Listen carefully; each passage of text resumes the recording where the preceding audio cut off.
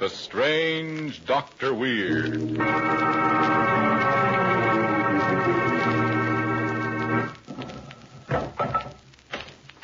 Good evening.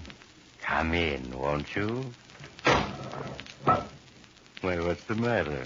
You seem a bit nervous. Perhaps the cemetery outside this house has upset you. But there are things far worse than cemeteries. For instance, men with murder in their hearts. As in my story tonight, a story I call The Devil's Caverns.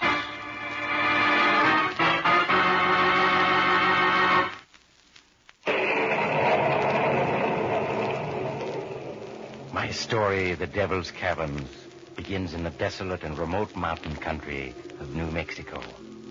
It is early morning. In a large hunting lodge, John Drake, the noted naturalist and explorer, is speaking to his two nephews, Victor and Paul. You two have just wasted your time coming to New Mexico to see me. I told you both a dozen times I won't increase your allowances, and that's final. But, Uncle John, you can hardly expect Victor and myself to live on $5,000. Now, be quiet, Paul. Uncle John has always been most generous to us. If he feels that he can't give us any more, we should be satisfied. Thank you, Victor. Dear me, it's 9 o'clock, and I'm not even at work. I must leave now. Oh, you're going to those caverns you discovered in the mountains? Yes. Would you two care to come with me? No, thank you, Uncle John. Exploring caverns is hardly in our line. But you can't go back to New York without seeing the Devil's Caverns. The Devil's Caverns? Yes, I call them that because they're so huge and dark. I imagine to anyone but a scientist like myself, the caverns would be rather terrifying. I see. Well, thanks anyway, Uncle John. Perhaps some other time. Very well. I'll see you both this evening when I return. The old fool. Worth millions, and he wastes his time exploring caverns. Perhaps we made a mistake in not going to the caverns with him. What do you mean? Well, last night, Uncle John spoke about finding holes in the caverns. Holes hundreds of feet deep. What are you getting at? Suppose Uncle John were to accidentally fall into one of those holes. You and I would inherit his millions. Say, I hadn't thought of that. Well, I have. Yes, Paul, tomorrow you and I will accompany Uncle John into the caverns. Who knows? Perhaps he will meet with an accident.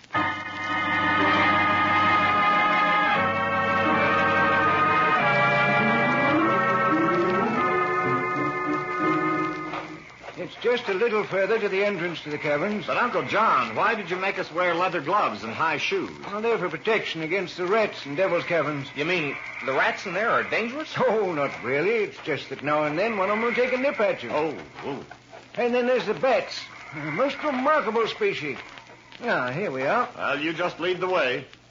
It was just by sheer luck that I stumbled on the entrance.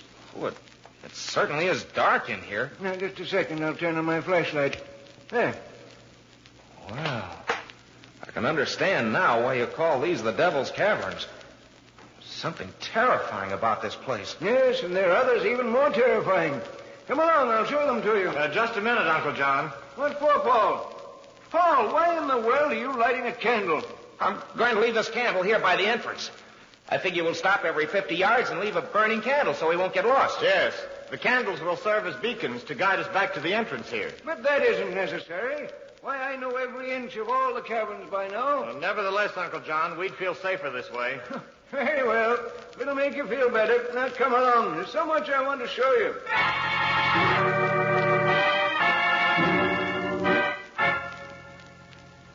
If you'll come over here, boys, I'll show you one of those holes I was telling you about. We'll be there just as soon as we light another candle, Uncle John. How many candles does this make, Paul? This is the 10th candle. I figure we've come more than a quarter of a mile. Everything's working out perfectly. Now, look back. You can see 4 of the candles burning, and the other 6 are around that turn. Yeah. Well, come along now. We mustn't keep Uncle John waiting. There you are.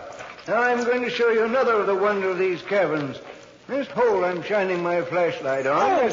Oh, something just brushed against my foot. That was just one of the cavern rats. I discovered we're here. Listen. Sounds like there are thousands of them. Yes, there are. Nasty little fellows, too. And our leather gloves and high shoes will protect us if they grow too bold. I hope so.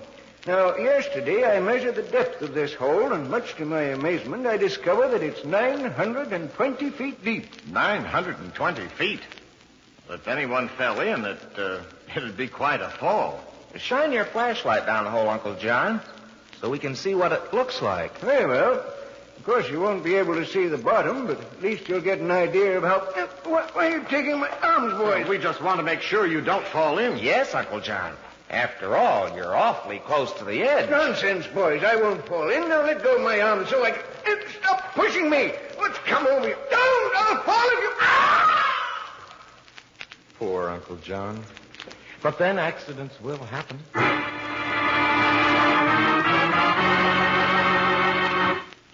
Doctor, after listening to the first part of your story, don't you think some of our listeners may be a little shaky?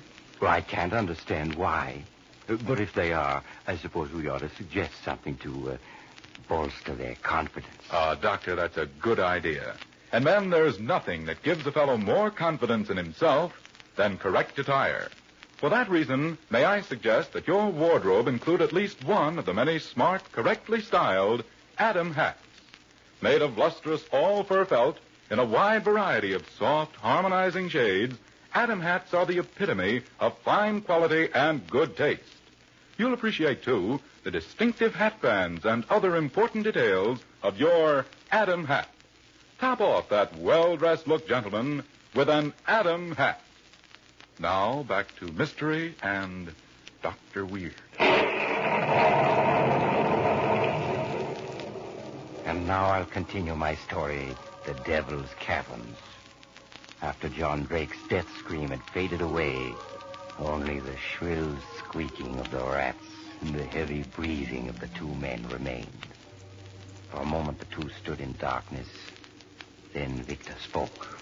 All right, Paul. Turn on Uncle John's flashlight and let's get out of here. Why, I haven't got his flashlight. He fell in before I could take it away from him. What?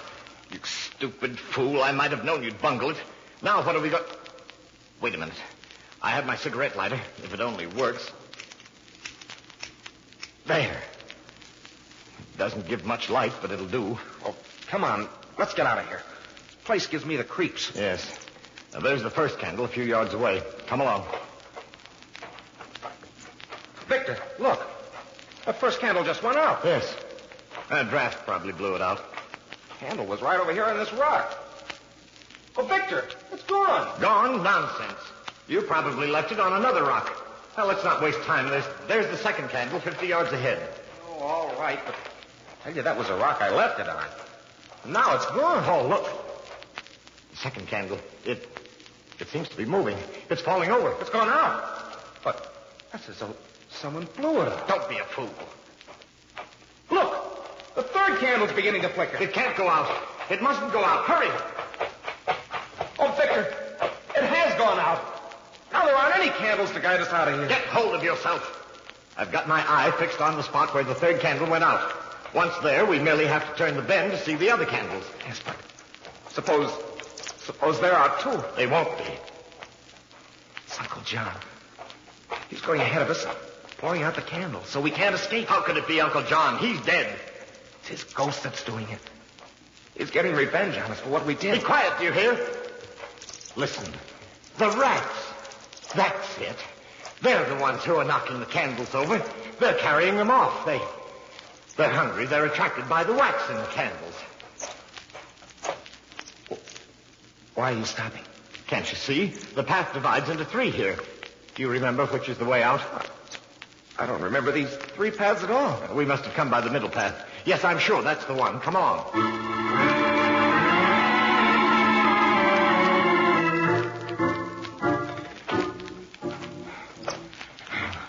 We're bound to find the entrance. After all the hours we've searched, we're bound to. Why do you keep on saying that over and over? We're lost, and you know we are. We're never going to get out of here, never. Uncle John has seen to that. Stop talking about Uncle John. He's dead. Dead? No, he's all around us. I can feel him. He blew out all the candles. Now he's waiting for us to die. Shut up. Even the rats know that we're going to die. Listen. My cigarette lighter. It's gone out. It's Uncle John. He blew it out. It won't work. The fuel's all gone. Paul, where are you? I'm over here. You have some matches, haven't you? Yes. Those matches are a matter of life and death. We don't dare walk in the darkness, not with all those holes around. Paul, keep talking so I can find you. How can you find me when I'm lost? You'll never find me. Oh, Paul, what is it? Uncle John. He just brushed past me. He's come to take me. Don't be a fool. It was a bat that brushed past you. No. No, it's Uncle John. He's come to get me. No. No, stay away from me. Stay away. Paul, come back. Come back, you hear? It's dangerous to run like that. Paul. He's fallen into a hole. He's gone. Now I'm all alone without any light at all. So, Uncle John, you think you've gotten the better of me. Well, you haven't, you hear? I've got to get hold of myself. I must. If I go to pieces, I'll never get out of here. I've got to take this thing out. There must be some way that I can... Ow! My left leg. Oh, one of those rats bit me. But they're swarming all around me. Ow! I've got to fight them off. If I don't, they'll... Ow! Oh, no! Get away! Get away! Ow!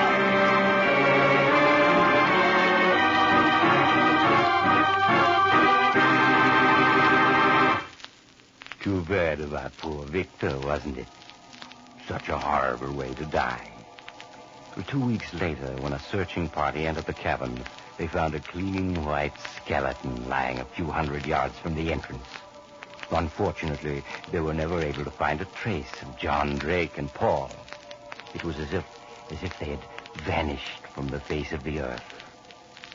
Now, I once knew a dead man who would... Oh, you have to go now? Perhaps you'll drop in on me again soon. Just look for the house on the other side of the cemetery. The house of Dr. Weird.